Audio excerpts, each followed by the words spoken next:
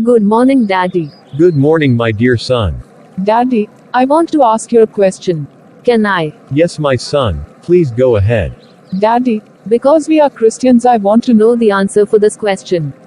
who is Jesus. I want you to tell me. Jesus. Which Jesus are you talking about, son? Oh, I am sorry. I mean Jesus of the Bible.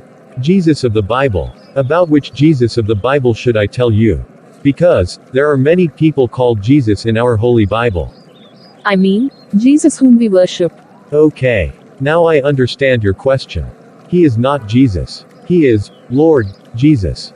Our holy book, the Book of Jehovah, says in Acts of the Apostles chapter 10 and verse 36, that Jesus Christ is the Lord of all.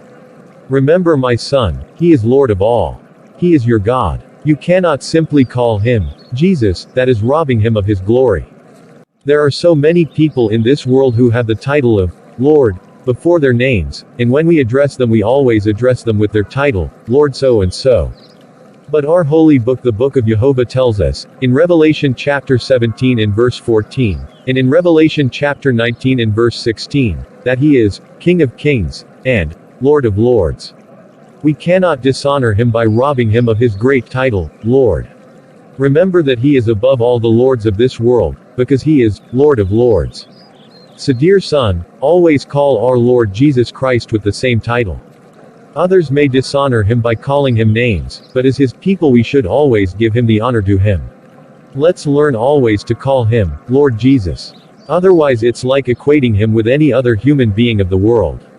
Thank you, Daddy, for teaching me this most important thing about our Lord Jesus. I am so sorry for dishonoring Him. From now on I will always call Him Lord Jesus, and will never equate Him with the other People of this world. May God Jehovah bless you, son. Thank you, Daddy.